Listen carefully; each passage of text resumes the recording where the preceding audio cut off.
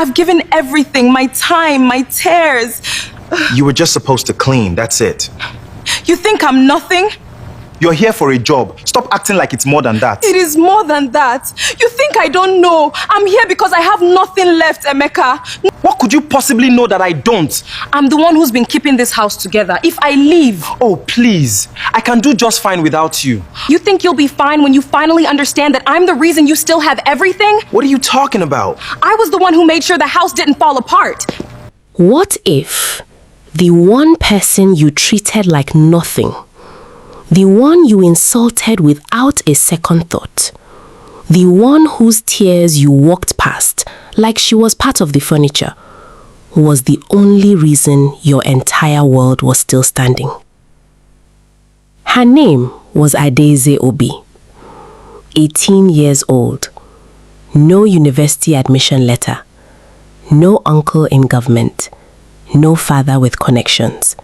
Just a girl with 2 good hands, a secondary school certificate folded twice inside the pocket of a dress that had seen better years, and a hunger so deep it had stopped feeling like hunger anymore. It had become just the way things were. She had tried the supermarket on Ogui Road. They said she needed an OND. She had tried the boutique at Independence Layout. The madam looked her up and down, the way one looks at a stray dog, and said, "We are not hiring."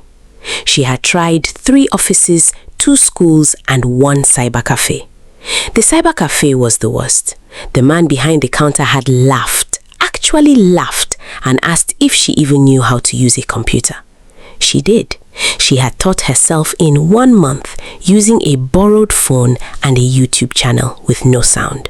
But she did not say this.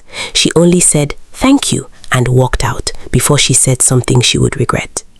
That evening, she sat outside their 1-room apartment in Abakpanaiki and watched her mother fry akara over a small fire, counting the number of pieces as though each one was a prayer.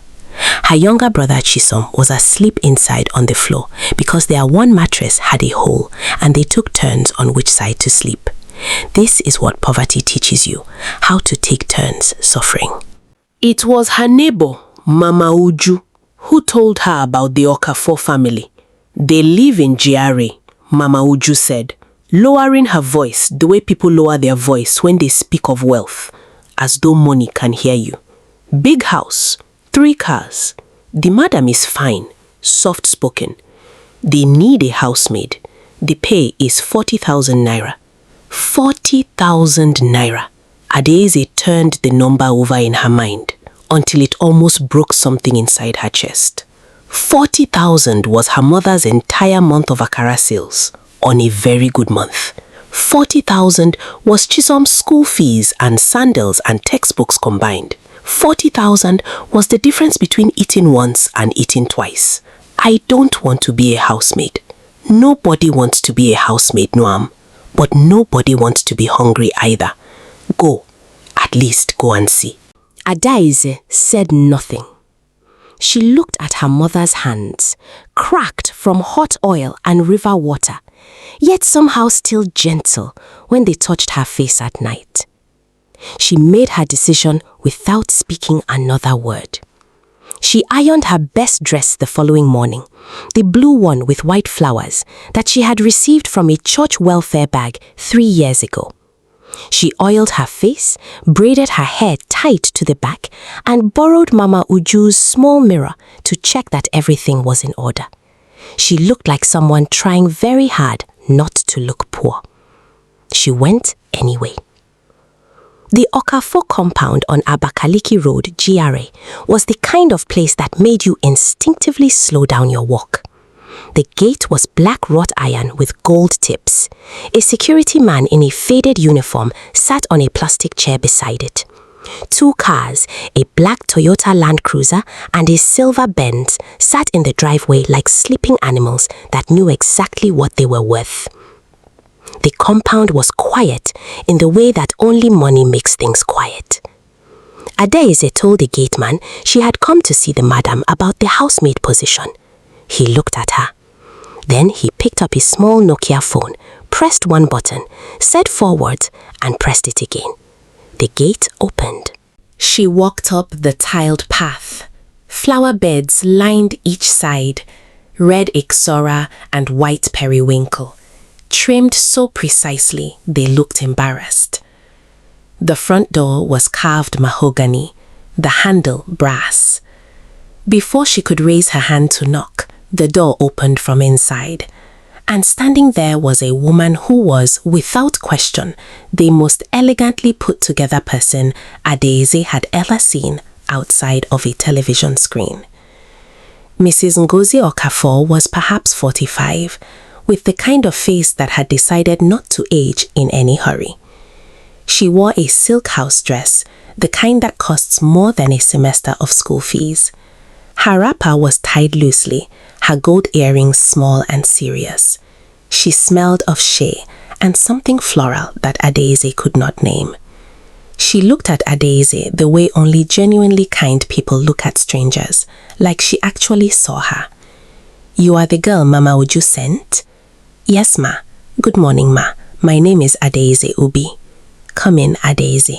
The inside of the house was cool in a way that felt criminal. Air conditioning hummed somewhere above. The floors were marble, cream and warm, and the walls held large framed photographs of a family assembled in different parts of the world: London, Dubai, what looked like Paris. Adaeze did not let her eyes linger too long on any of them. She had been poor long enough to know that staring at other people's lives was an expense she could not afford. Mrs. Okafor was warm, direct, and fair. She explained the duties calmly: cooking, cleaning, laundry, keeping things in order when the housekeeper took her days off. She asked about Adaeze's experience. Adaeze was honest. She had none professionally, but she had been running her mother's household since she was 12. Mrs. Okafor nodded, the way someone nods when an answer is more than they expected. They agreed. Adaeze would start on Monday. She would live in and go home on Sundays. 40,000 naira a month with meals covered. She walked out of that compound and cried the entire Okada ride home, not from sadness, from the particular exhaustion of almost giving up and then being pulled back at the last second. She did not meet him on Monday. She met him on Tuesday afternoon, and from the very first second, she understood that this job was going to cost her more than she had budgeted. She was mopping the corridor outside the kitchen, working her way methodically toward the sitting room, when the front door burst open with the energy of someone who believed doors existed only to be thrown.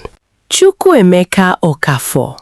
Emeka was 16, with his father's jaw and his mother's height, and something entirely his own in his eyes, a look that had been soaked too long in privilege and not long enough in consequence.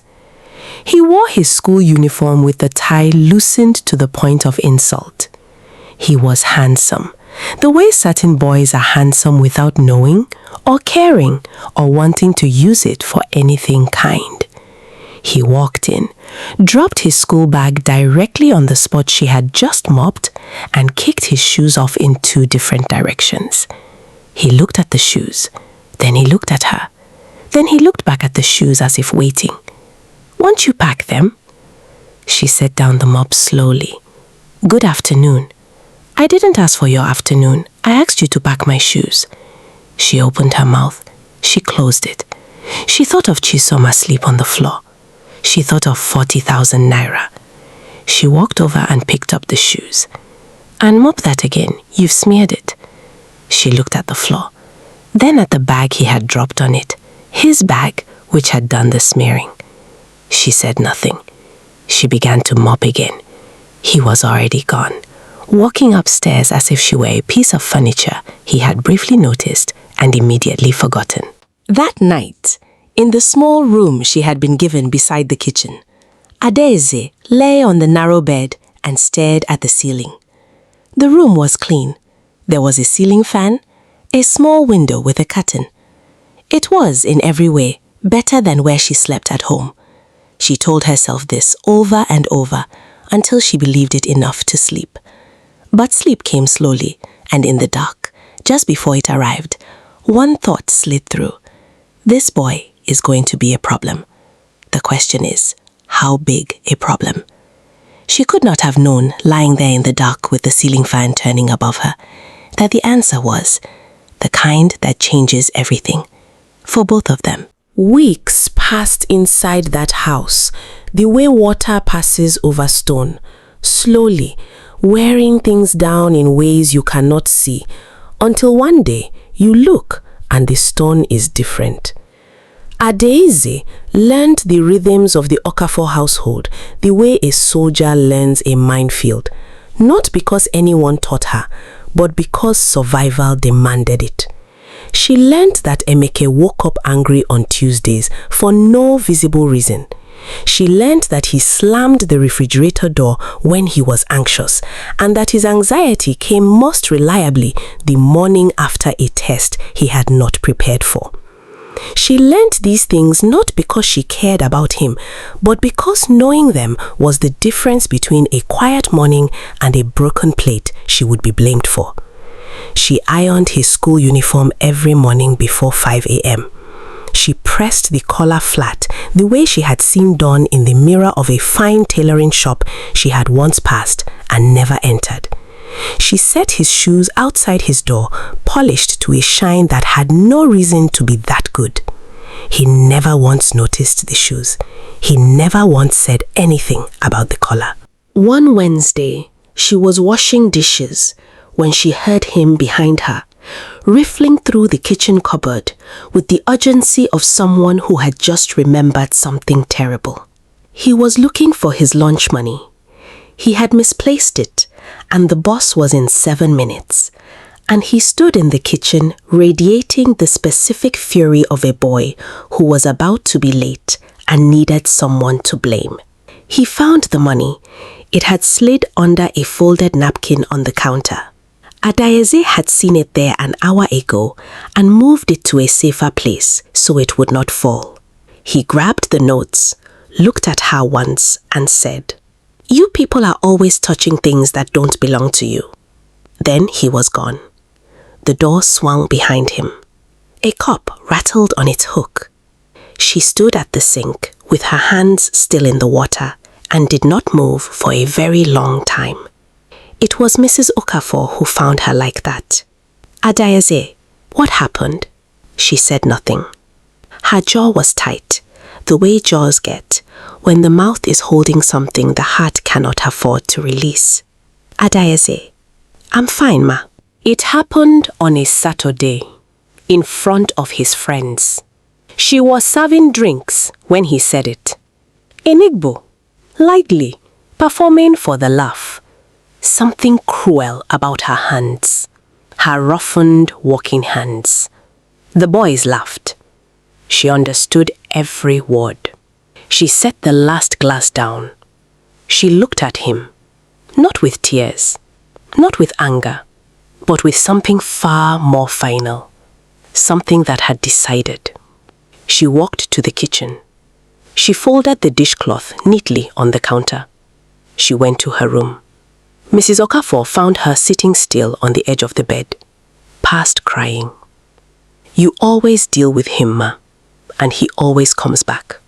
This house is costing me something I don't have enough of to keep giving." Mrs. Okafor did not argue. She was too intelligent for that. She went downstairs, and for the first time, what came through the ceiling was not a calm voice intervening. It was her real voice, stripped of its silk, landing on her son like a verdict. Adaeze heard every word through the floor. She did not feel better, but she felt, for the first time, that someone in this house truly saw her. It was too late to matter. She waited until the house was breathing the slow breath of sleep.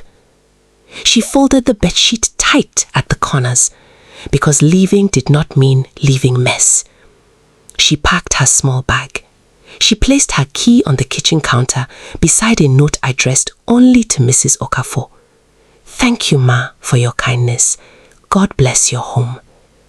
She wrote nothing for Emeke, Some people you leave in silence because silence is the most honest thing left.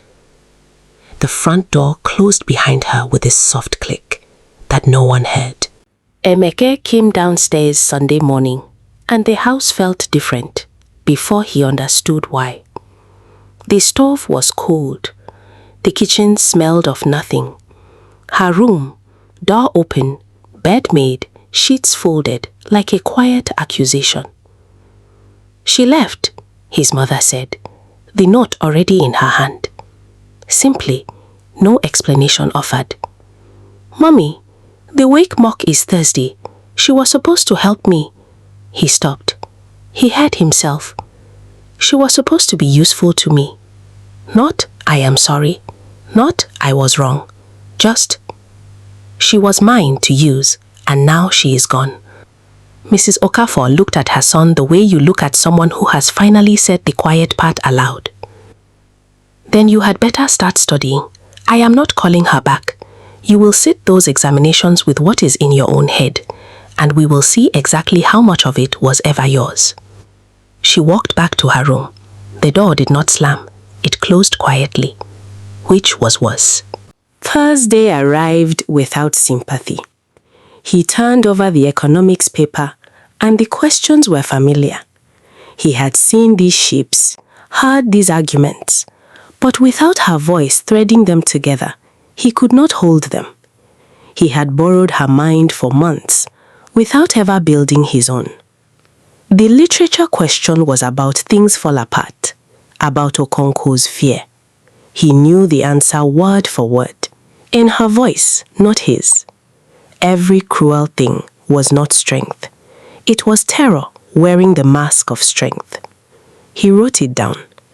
And for the first time, writing something made him feel something close to shame. He failed economics. Mrs. Okafor looked at the result sheet, folded it, placed it on the table, and went back to her reading. She did not comfort him. She left him alone with it, the way you leave someone alone with a mirror when they have finally started to really look. He sat at that table a long time, thinking about hands. Roughing hands that pressed his collar flat before dawn, that repacked his bag, that held his dissolving mornings together with a patience he had never earned and never deserved. Hands he had mocked in front of his friends for a laugh that lasted 4 seconds. Across town in Abakpa Naike, Adaeze Obi was not thinking about the Okafor house. She was enrolled in a computer skills class, paid for with her last month's salary. She went every morning. She was already the best student in the room. She was thinking about the next step, and the step after that. She was 18. She had learned one thing from that house, not anything she was taught, but something she found in the dark of that small room. She was not furniture. She had simply been in a house that needed her to act like it. She was done acting. The hands that hold your world together are the ones you never see until the day they stop and everything falls.